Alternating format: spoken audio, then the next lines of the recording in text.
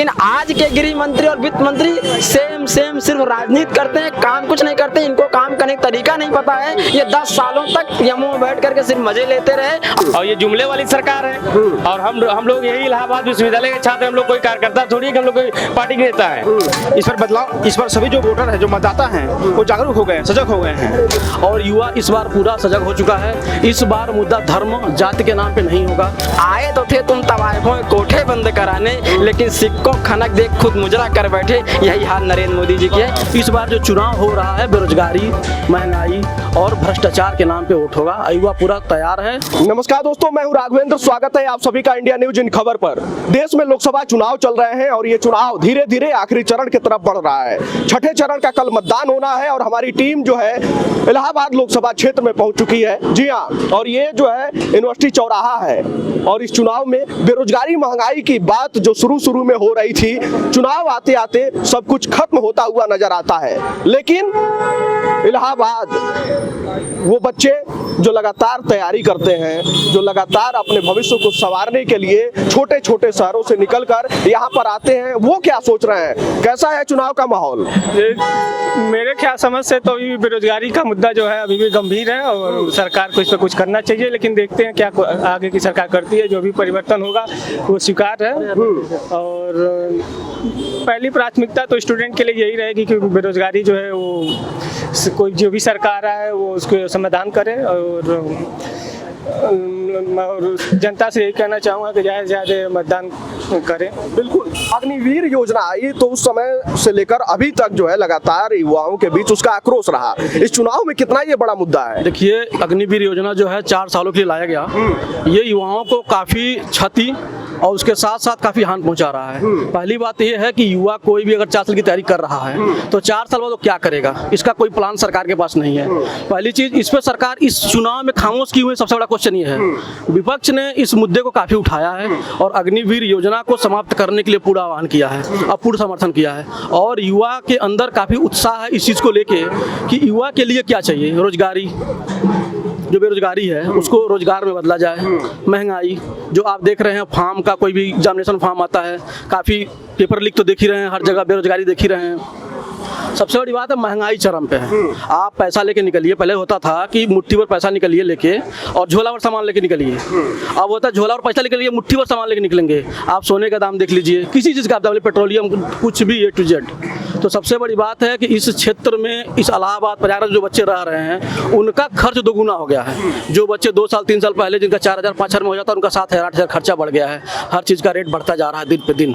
तो सबसे बड़ी बात इस चुनाव में मेरे देखने से और यहाँ के युवाओं के लिए बेरोजगारी, महंगाई और भ्रष्टाचार और पेपर लीक का मुद्दे पे चुनाव होना है।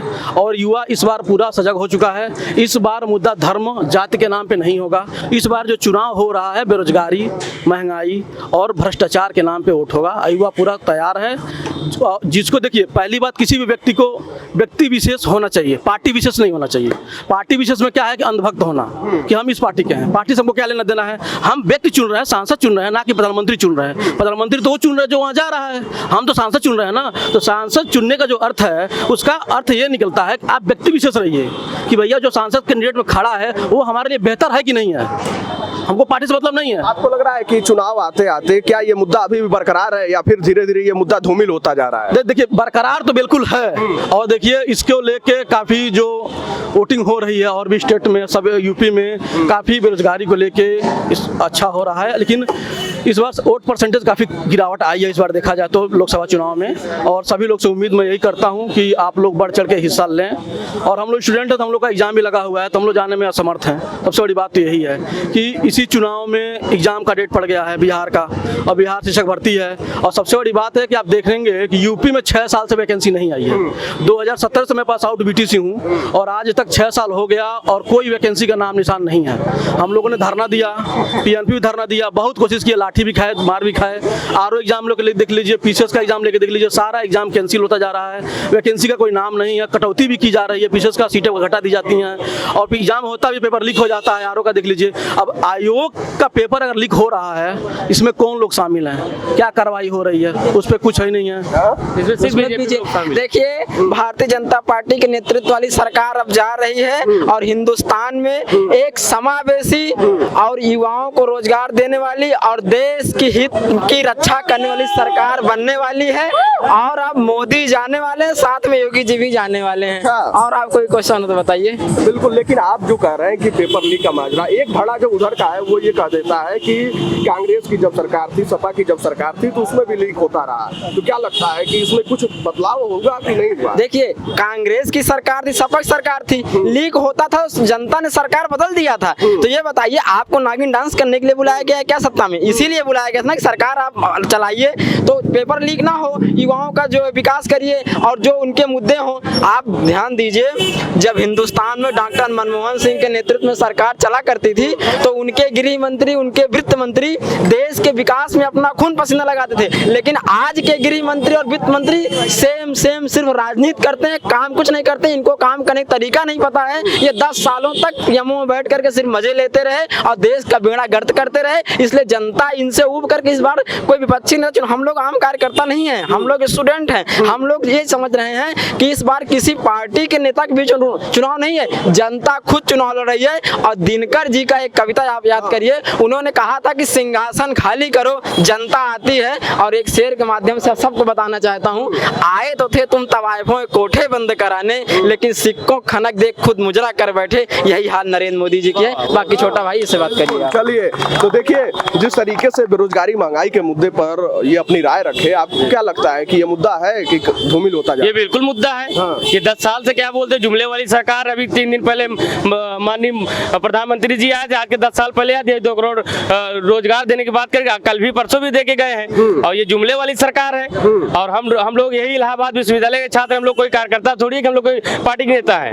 आप देखिए, हम लोग एकदम सिविल ड्रेस में काली टी शर्ट पहने हुए हम लोग छात्र हैं। छात्रों के बात के मुद्दे पे ये जो इंडिया गठबंधन अलायंस के जो गठबंधन की जो सरकार है, पूर्ण रूप से जनता ने क्या बोलते हैं भाजपा को भगाने का पूरा मुद्दा अपना के सब चीजें बेरोजगारी को देखते हुए एकदम सरकार बदलेगी। सरकार बदलेगी जी। उधर तो कह रहे हैं मोदी जी की। अरे मोदी जी बोलने से कुछ होगा क्या? मोदी वो तो जनता वोट देख रही ना। 5 किलो राशन दे के यहाँ 16-10 फीस दे रहे हैं। 5 किलो राशन दे के हमारे पिताजी से यहाँ 14,000 वसूली हो रही है। राशन के मुद्दे पे जुमले पर सरकार गई। महाराज अब कब तक जुमला करेंगे? अभी गृह मंत्री जी भाषण दिए तो बोले थे एक बाइट में कि आप हमारी सरकार बना दीजिए तो हम अयोध्या में फ्री में दर्शन कराएंगे।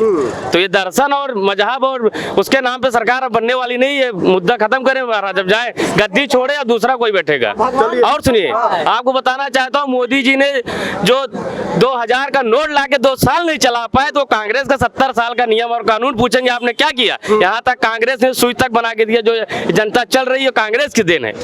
चलिए, क्या लग रहा है कौन से मुद्दे हावी हैं इस चुनाव में? इस चुनाव में जो बेरोजगारी के मुद्दे हैं और जो विपक्ष को जो कमजोर किया जा रहा है, ये मुद्दे हावी हैं। और जो चुनाव आयोग ने कहा है कि जो अग्निवीर योजना है उसका राजनीति नहीं होना चाहिए। और जो इंडिया गठबंधन है उसकी सीटें प्रत्याशित ढंग से बढ़ने वाली हैं। इस पर बदलाव, इस पर सभी जो वोटर है, जो मतदाता हैं, वो जागरूक हो गए हैं, सजग हो गए हैं। ये बात है। चलिए, देखिए, अग्निवीर योजना जो लगातार देश भर के युवा लगातार विरोध कर रहे थे, इस चुनाव में भी वो मुद्दा बना हुआ है और ये मुद्दा बरकरार है क्योंकि विपक्ष भी लगातार इस मुद्दे को उठा रहा है। अखिलेश यादव की जहां भी जनसभा होती है अग्निवीर योजना का जिक्र करते हैं। खैर, हमारे देश में जब भी चुनाव होता है और जैसे जैसे चुनाव अपने आखिरी पड़ाव की तरफ बढ़ता है तो फिर वोट जाति और धर्म के आधार पर ही होने लगता है। लेकिन 4 जून को जब नतीजे आएंगे तो पता लगेगा कि ये मुद्दे कितने हावी थे देश में और आखिर क्या कुछ होता है। लेकिन राजनीतिक रोटी जो है हर एक दल अपने अपने तरीके से सेकना शुरू कर चुका है। युवाओं की भूख और नौकरी के बारे में कोई नहीं सोचता है। खैर, आपको क्या लगता है देश में किसकी सरकार आने वाली है, क्या माहौल है? आप अपनी राय कमेंट बॉक्स में हमें जरूर बताइएगा।